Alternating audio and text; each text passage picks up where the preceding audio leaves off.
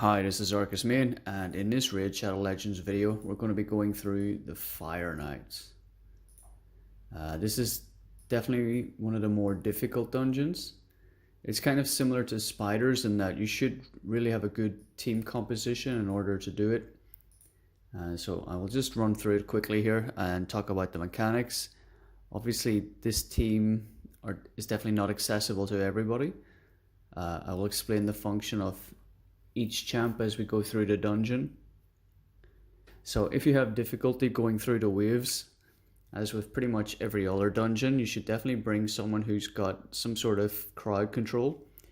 You could just have Bellower in a stun set, or really any AoE character who's capable of keeping everybody locked down. But the waves are not particularly difficult. There's no one you need to watch out for in the same way there is for Ice Golem in the second wave. So my team cut through pretty quickly.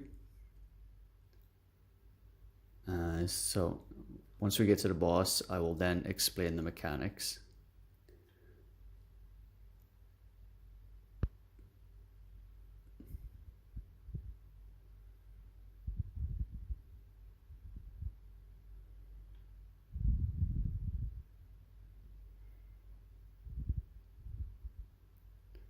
Okay, where is my...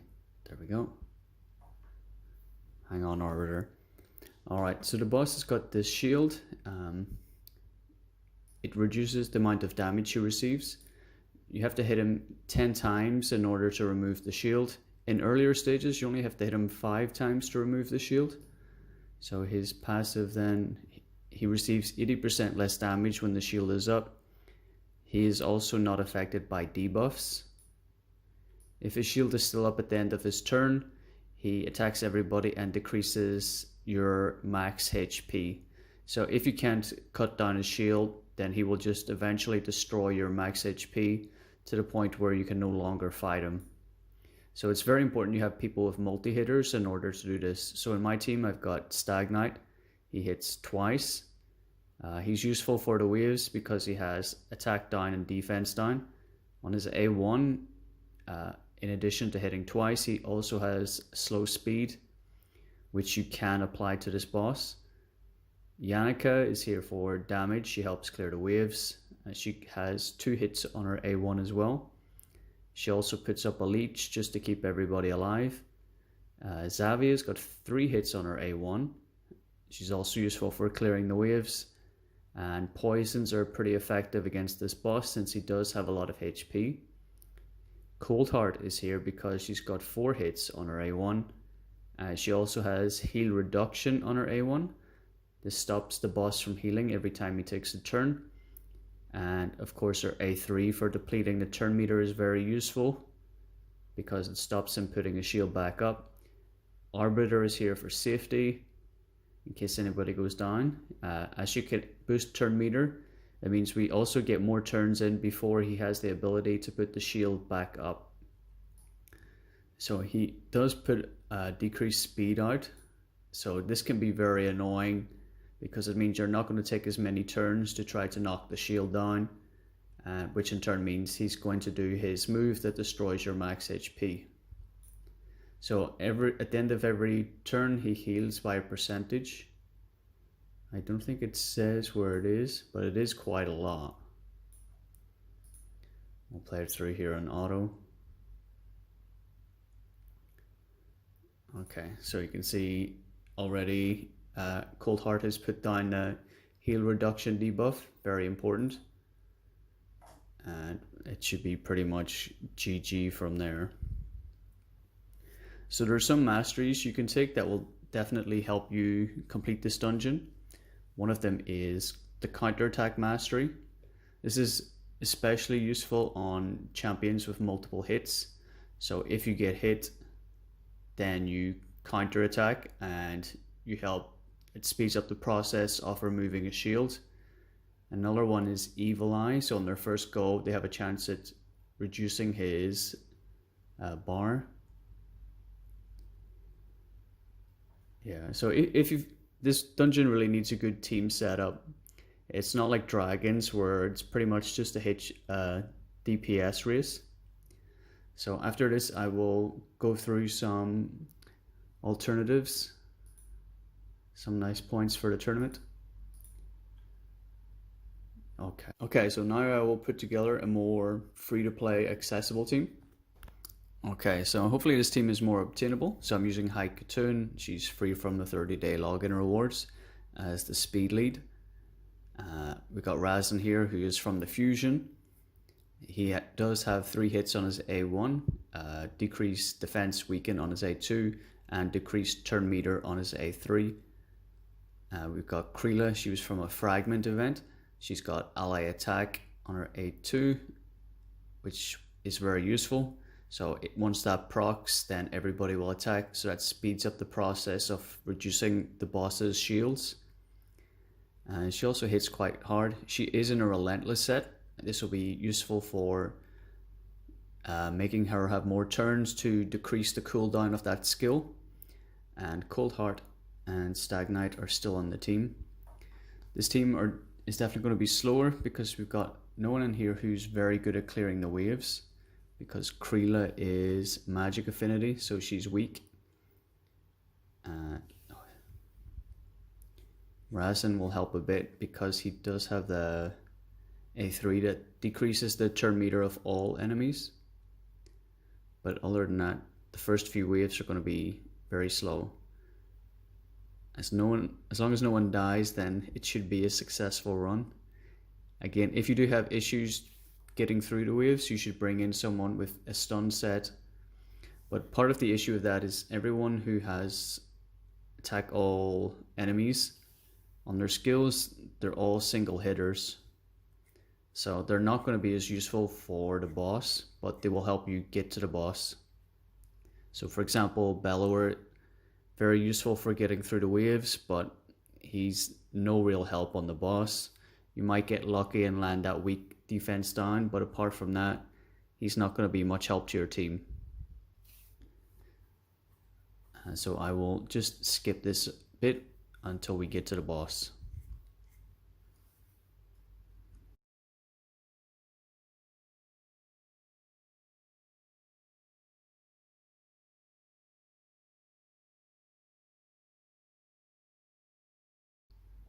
Okay, so now we're here. I'm pretty confident the team can do it, especially if Kreela gets lots of procs with her relentless set. And as long as Cold Heart doesn't waste her A3. It's definitely one of the issues you will have with your team, but there's no real way you can predict when their cooldowns are going to work.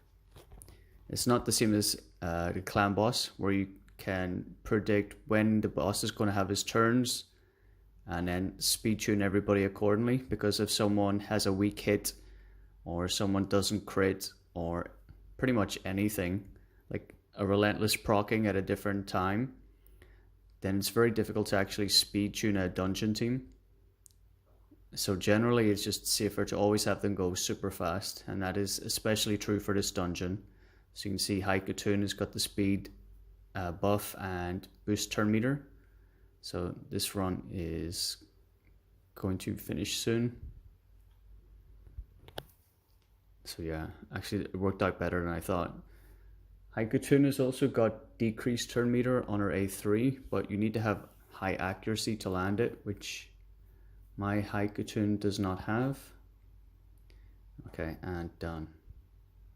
Alright, so in a minute then I will talk about different champs you can use instead. But the key components of beating this dungeon is champs with multiple hits on their attacks. So Cold Heart is amazing for this dungeon. She's got 4 hits on her A1, 100% heal reduction debuff on her A1. So that makes her amazing, and her A3 hits the boss really hard and depletes his turn meter. Razin, 3 hits on his A1, and he can deplete turn meter on his A3. Stagnite, very useful for getting through the waves. He also has slow on his A1 as well as 2 hits. So these guys alone are very useful. If you're just new to the game and you don't have many legendaries, Razin is definitely worth fusing. Hai Katoon is a very good speed lead for this dungeon. She will allow your team to get in more turns so you can attack the boss more to remove his shield and get more hits in before he gets the shield back up. So let me go through some other champions then. Okay then, let's have a look at some alternative champs you can use. So one of the first mentions is of course Apothecary, who's useful everywhere in the game. The reason why he's very useful for Fire Knights is because on his A1 he has 3 hits, so this is definitely going to help tick down the Fire Knight shield. He does of course have his speed buff and fill turn meter ability. This will allow you to have more turns before the boss puts his shields back up and allows you to do more damage when the shields are down.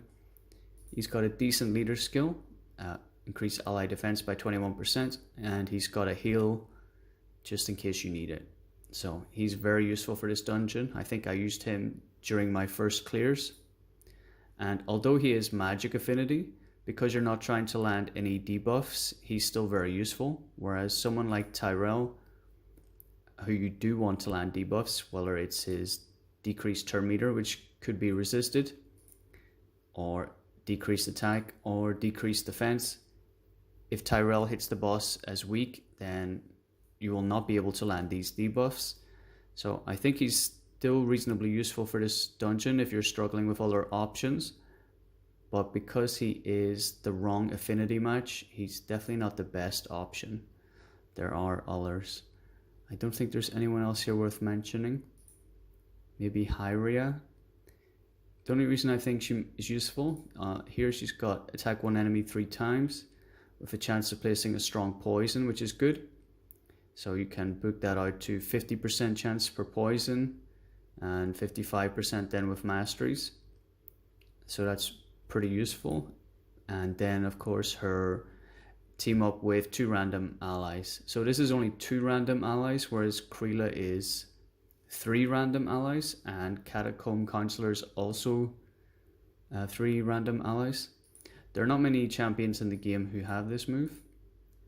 Catacomb Counselor is undead. He doesn't bring much else to the table though. So you can see here, he teams up with 3 random allies. Easy to book out. He does have his second skill, which has 3 hits. His A1 is unimpressive.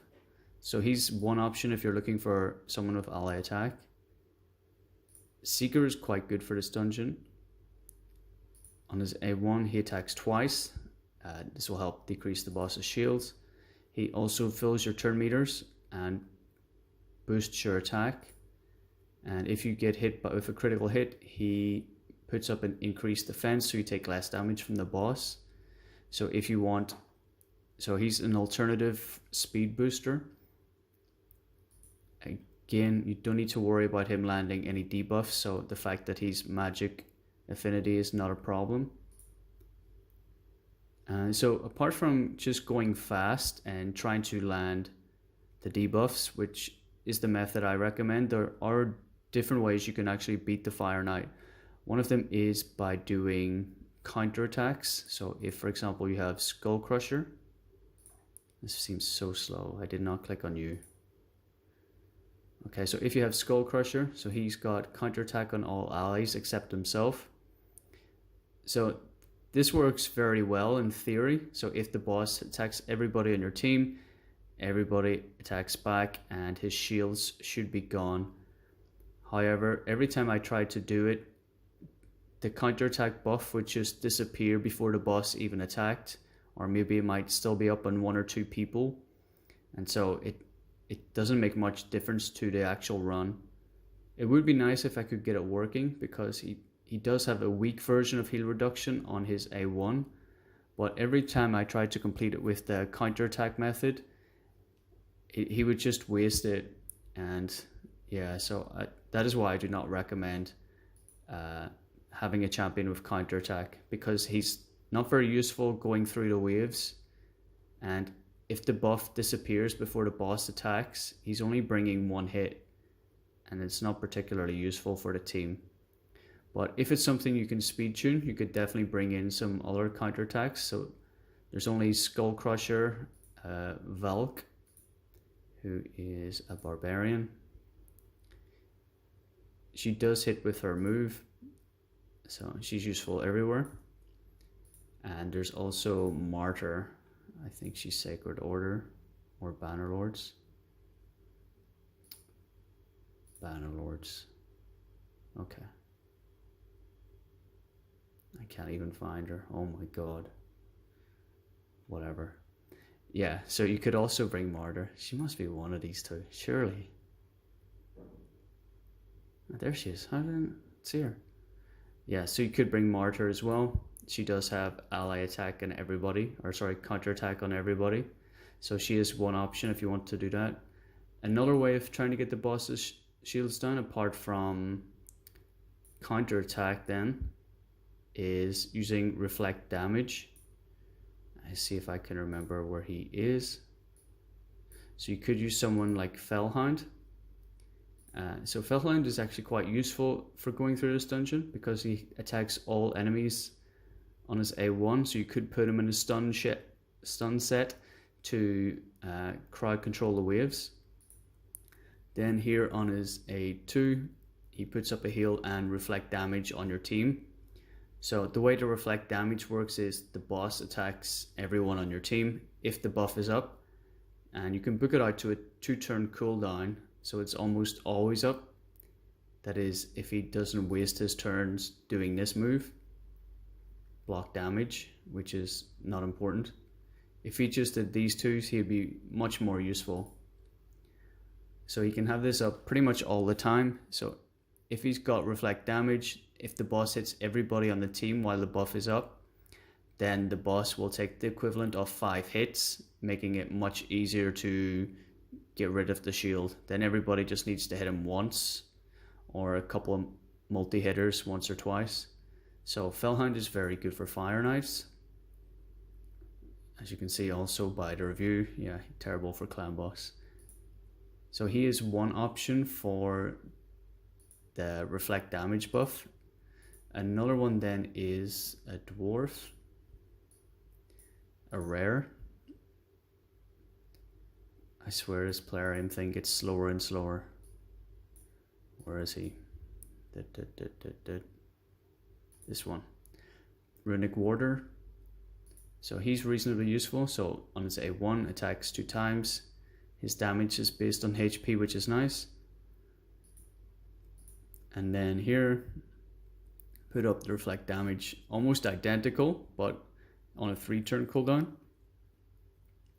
So he works in a very similar way. So even though he's magic affinity, you're not trying to really land any debuffs, so it's not a problem. So he is one option for Fire Knights. He's a very good champion for that. Another one that is useful is Fellhammer. So on his A1, he attacks twice, and he does have a chance to put the heal reduction debuff down. And what also makes him good is he has a passive that basically means he always has counter attack up. So pretty much guarantees that you're going to have 2 chunks of the shield knocked out at before you even get your turn. And here on his A2, attacks 3 times. So this guy is very useful for Fire Knight if you're struggling, because he's got heal reduction, he's got multiple hits, he's got his own personal counter attack. I have one of these dwarves, but he's only level 50. I just find that he's not particularly useful anywhere else in the game, so I didn't bother leveling him up. Yeah, so rated highly for Fire Knight. Before, I only just leveled up people who would be useful everywhere for me, and Fellhammer did not meet the criteria, but for Fire Knight he is very good. So some other mentions then. So there is of course Allure, who's got a very good reputation for this dungeon because of her A1. She attacks 3 times, good for removing the boss's shield, but more importantly she decreases the target meter by 25% with each critical hit. So this is obviously very good. You have a chance then to reduce the boss's turn meter by 75%. So if you can get his shield down and you've got a very fast allure, then you can just keep decreasing his turn meter so he never puts his shield back up. So she's definitely one of the best champions in the game for Fire Knights. As you can see, the ratings also agree with me. She is magic affinity, so she does have the chance that she will land a weak hit. And if it is a weak hit, she won't crit, so there's the small chance that you will not reduce the turn meter. I think it's like 25 or 35% chance to land a weak hit. So she still has a very good chance of decreasing the boss's turn meter. So she is excellent for this dungeon. Her other skills are, this can be useful for controlling the waves, and this just does damage. But she is also very good for this dungeon. And one more honorable mention then, come on player in play, is Bannerlords. You've got Rowan. So Rowan, I think she got buffed recently. So on her A3, she attacks one enemy 4 times.